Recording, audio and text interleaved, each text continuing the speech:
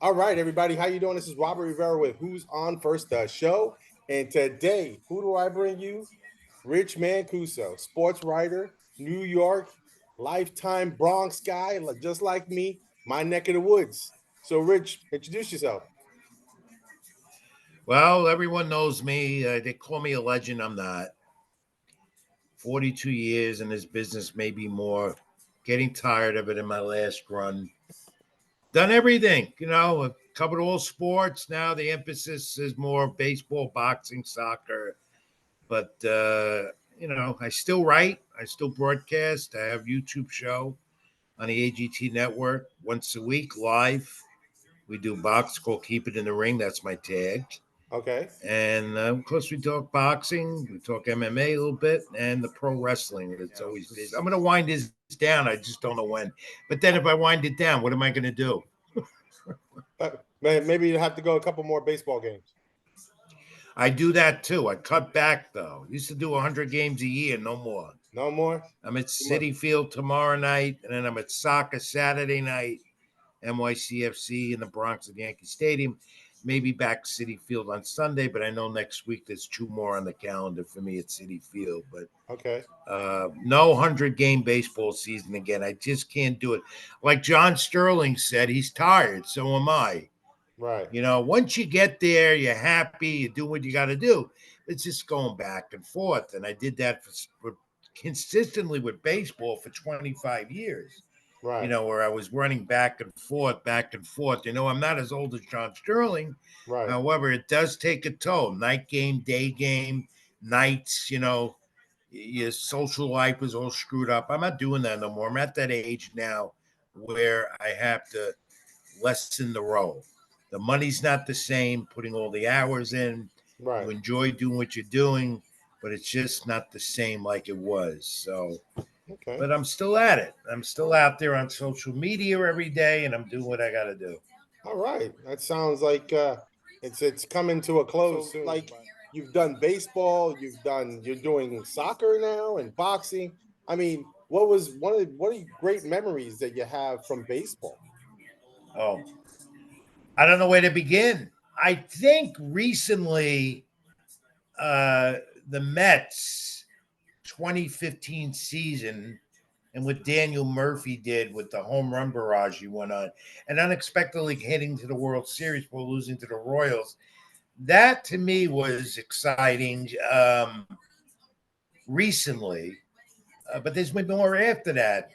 To answer your question, to get direct, boxing has been that's my love, and I could tell you that covering some championship fights over the last few years, I think in boxing the top one that I covered that enjoyed was Diego Corrales. Okay. Because became friends. Right. The late Diego Corrales. His 2007 epic fight with Luis Castillo was epic. The way he came back and won that fight with the mouthpiece coming out and them handling business. That first fight with Castillo will stand out. I covered that. And that one stands out too in this decade. But in a career as long as I've had, which don't get me wrong, I've enjoyed it. It's been rewarding. As of late, though, it's not as rewarding as it once was because it's not newspaper no more. It's all on the phone, all on laptops, tablets. The internet took over, Right. and the business changed. So when the business changes, and a guy like me, been around it so long, you become what you call a dinosaur, an aging dinosaur. That's a business consumed by young guys now. I Right. think they know everything, by the way. I think they know everything. They don't ask the right questions. They don't approach the athlete the right way, whether it be a fighter or a ball player. And they think they know everything, and they don't. They Wow. don't. I've had editors of the last few years, editors on sites I write for, that are 22 years old trying to tell me what to do and what's right, how to write this, how to write that. That's the new school. I'm the old school. Right. I could be teaching them how to do right way. Realize I'm not perfect and I'm not the best, but you don't do that to an aging veteran like me, Right. and that's frustrating. That becomes frustrating, and to compete with all the bloggers and to compete with everyone who has a YouTube show or a show on Insta, whatever it is, social media took over, and that is not the way journalism, news, or sports in this regard should work. I grew up with the newspaper. I don't get the newspaper no more because one, you can't find it. It's not worth the price for what you get. The print is so Right. small. So I'm one of those now. I go online first thing every morning. That's what I do. Check my emails, and then I'm online reading online internet content because that's where you find it today, not in the newspaper, where you can Okay. get your back, go to the back page. I used to start from the back page, To the work front. my way to the front, Right. and look at all the Ag 8 box scores and things like that. That doesn't exist no more, and I miss that. And it will never be that way ever again unless we have a complete crash of technology, which Right. I hope one day that happens. And it could because it's gotten too big for itself and in a stupid way as well. Okay. I mean, so what got you interested into being a writer, a sports reporter? How did this whole process start? It's a good question. I always wanted to, I grew up with sports, but when it started, I was thinking in my younger years I wanted to be a teacher, and I've done that. I've done that in between jobs. I could always write. I could write the best composition in the first grade than anyone else. Okay. And teachers used to tell my parents, my late parents, your son's going to be a writer. And I followed through. So in college, I still went to City College in New York. I had a professor there, that instructor, a writing instructor, who said, I know you're a writer. I know what you want to do, but you got to straighten this out or it's not going to happen. So she pounded the desk. She pounded me to straighten it out. The hell, I was looking at some of my old material that I've saved, print back when I started in 1980 or 79. Then I look at that and I look at what I do now and I'm amazed at myself. But that comes with learning on the job and learning from others. And I had great mentors. Bert Sugar, Dick Young, two. Bert Sugar with the boxing. Dick Young was an all sports hero, late Daily News, New York sports scribe. They helped a lot. But the college instructor I had back then straightened it out. And I got better as we got along. And I was never afraid to ask questions and get advice. And I had two great mentors, Bert Sugar and Dick Young. Bert more than Dick. Dick was busy. Bert was always busy, but he always gave me the time. He schooled me on boxing and how to write about it better. And I wasn't great at it at the beginning, but as years progressed, I got better. And I have to admit, as I'm winding this down, I feel there were still a lot of mistakes, things I have to get better at. But you don't have the editors that you used to have to straighten out your work, Right. because now you become the editor. You self edit as you're writing, you do it, and then you put it together and you post your own material. They give you the codes and you do that. So you don't have an editor that will scrutinize you unless you're with ESPN or one of those guys. And I'm not. Unfortunately, I never will be. I should be, but they've used me for freelance in the past, but no more. Okay. I mean, you ever look back now that you're winding it down and turn around and say, "Hey, that article I wrote that day was garbage," and people go, "Wow, it's the Exactly what I best just ones I've said. ever Yeah. read." Yeah. Yeah. I've had my awards, my writing awards from organizations, Sports Writer of the Year for this one, for that one, but I've never really got what I wanted yet. And I don't know if it'll ever come. I've never got Writer of the Year for many organizations like Boxing Writers of America or even the Boxing Hall of Fame, waiting for their call to induct me into their wing with the Okay. writers. I'd love that, but there hasn't been a push to get me in. I don't know if that's because I'm not well liked or not. I don't know. But I've I get it. interviewed, I can't say how many, a book project I'm putting together might explain that all. And working in the pro wrestling business, which had its ups and downs, but also had a lot of great people involved. I've met some great pro wrestlers of the past, keep in touch with some of them. Some of them have passed on.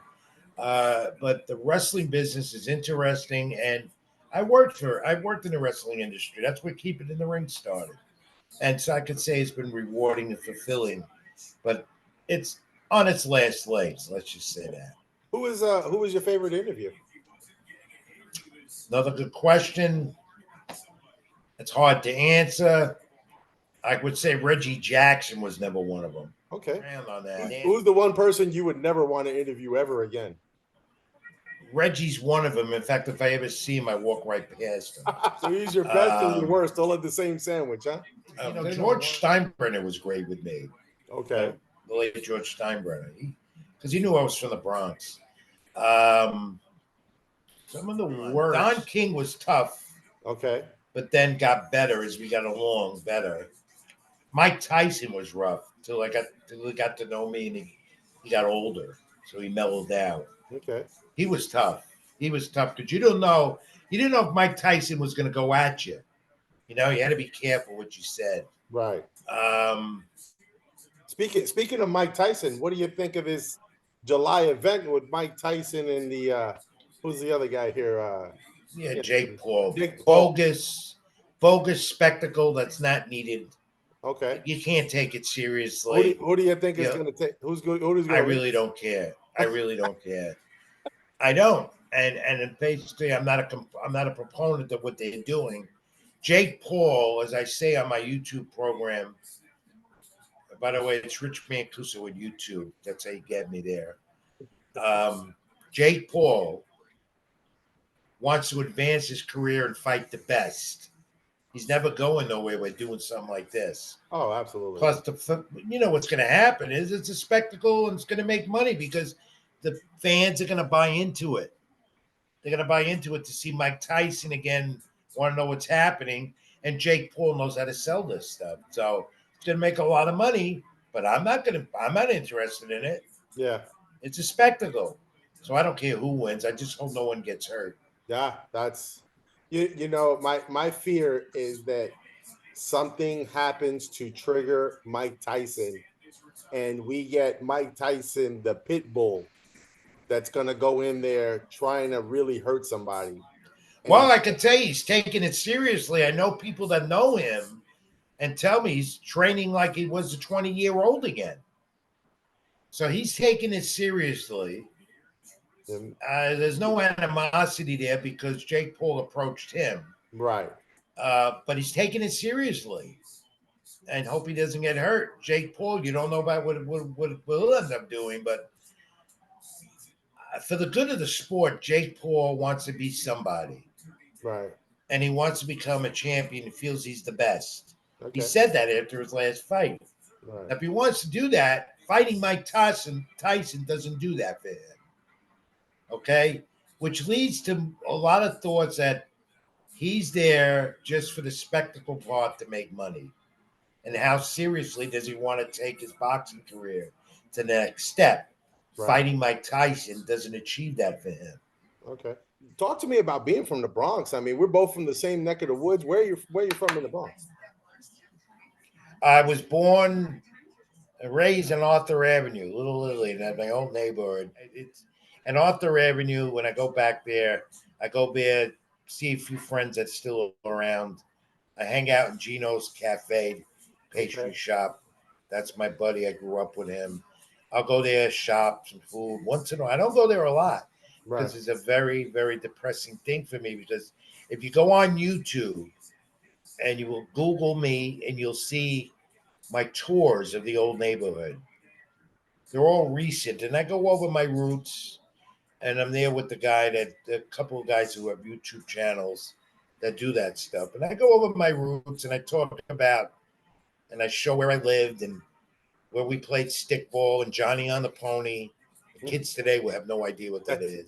I'm gonna have to. Scully. I'm have we to played everything there. We did everything, but I didn't play much of the stickball. I was the umpire. I was the writer. I wasn't much of an athlete. I boxed. I got knocked out 4 times as an amateur. There's your story. Okay, all right. That's who are your That's favorite pretty. teams? I mean, the Yankees, the Mets. Who is if somebody? Wow.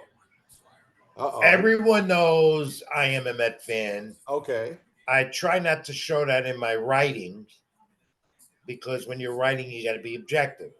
Right. Everyone knows I'm a Met fan from the Bronx. Why am I a Met fan from the Bronx? It happened. I was young and I fell in love with their colors. I don't know what it was. I became a Met fan and dealing with all this futility and frustration over the years. So baseball, it's the Mets. I don't hate the Yankees. I'm not a Yankee hater, and I'm around there a lot, so I can't hate them. Yeah. Um, I don't want them to win, but they win. Really admire and love Diego Corrales. Diego became a friend, and unfortunate his passing. And I still look at it. We're coming up to the anniversary of that fight with Castillo on May 7th. He passed away like a day to that fight, tragically in a motorcycle accident. And I remember watching ESPN in the morning, and then they come out with this report that he got tragically killed in a motorcycle accident, and I'm still stunned about that to this day. Diego became a friend off that first Castillo fight. It just happened. He loved the way I interviewed him, wanted my number. We exchanged numbers, became friends. He'd come to New York every once in a while. We'd get together. That was a sad day for me. It still is. I pray to him every day. People will know that I have a still great liking for what he did, and he was a great person to be around. When you went out with Diego Corrales, you saw the real person, Okay. and we talked a lot about boxing. He admired my boxing savvy. I admired his talent, and we talked about life. And I found out a lot about him that he didn't tell a lot of other people. I was looking at a book project with him, but that didn't transpire. But he was my favorite, and he always will be. Things to tell me three things about Rich Mancuso, short and sweet. What do you think they would tell me? About me, Yes. that I'm caring, sincere, honest, and talented. Okay. All right. The other thing is don't get on my bad side. Don't screw me Don't screw you. because then you have a war, Yeah. and I don't like taken advantage of. I hate that. And Yeah. as you get older in life, you try not to carry grudges, but sometimes you have to because some people today, I'm sure you know, can be vicious and don't have no care, don't care about anything but themselves, and will do everything they can to get miles out of you.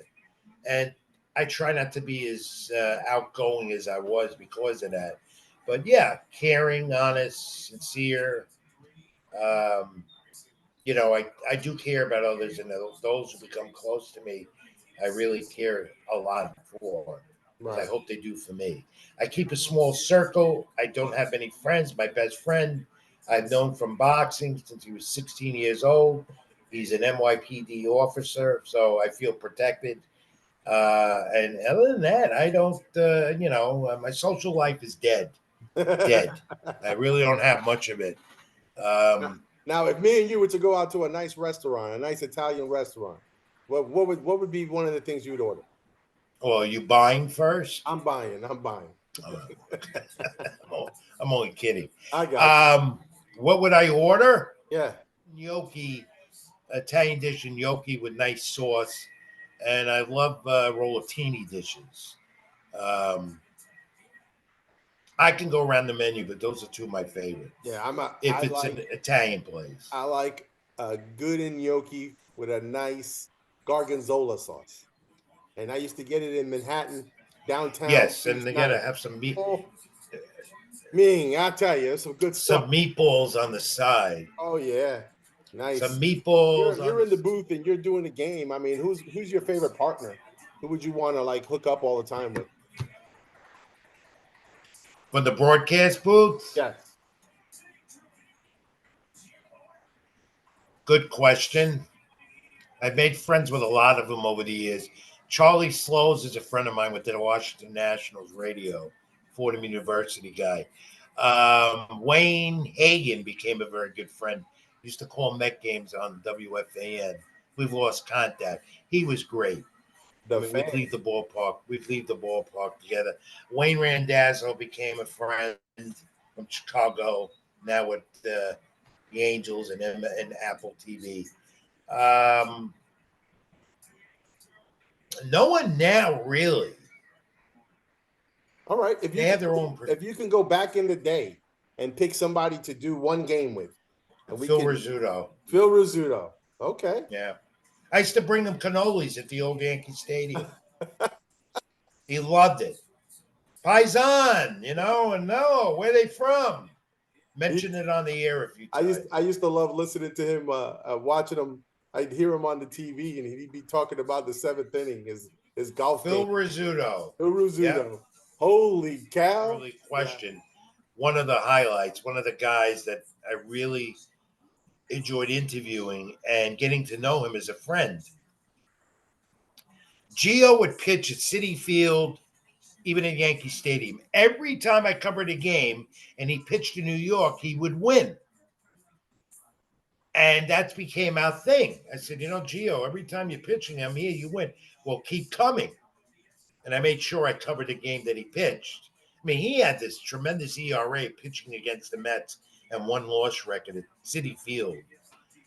I think his record still holds. So I'm in the clubhouse after a game with him and interview him, and he's stay right there. I said, what? I gotta go. I'm on deadline. I gotta write. I gotta get upstairs. I said, just stay there a moment. I got something for you. I don't want a ball player or any athlete giving me anything because it's not ethical.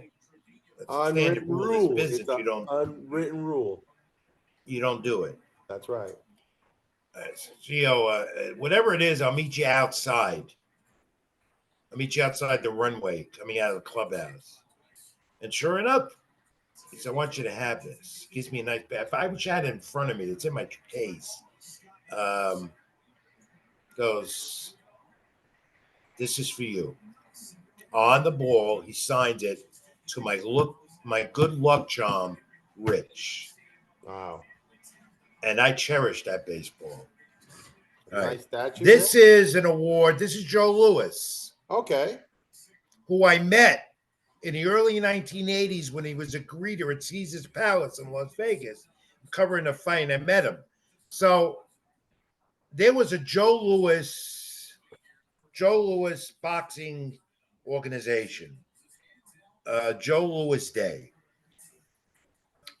And they called, I got a call that I guess they were following my writing or whatever, not knowing that I loved him and I admired him.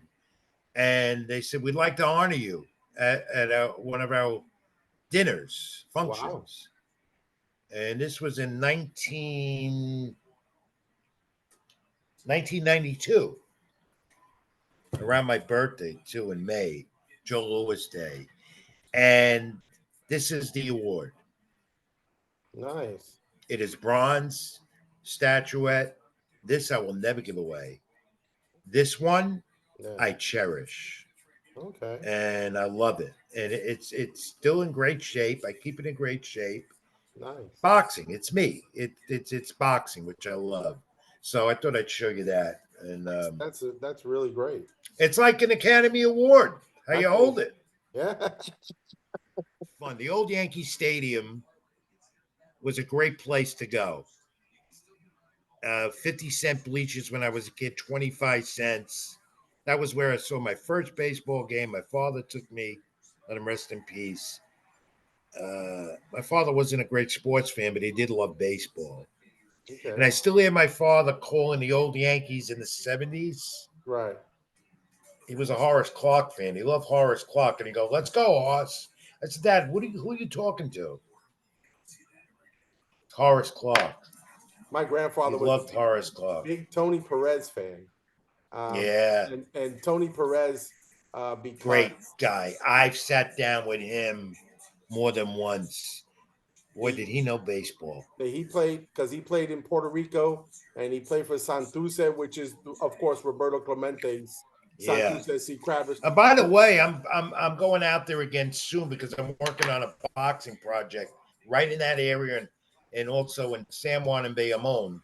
Okay, Working on a documentary with these guys that world champions Trinidad Cotto, Benitez, all the Puerto Rican champions and their contribution to the sport, there's a and lot of them. the There's a gyms out there that are oh getting yeah, a lot of more support.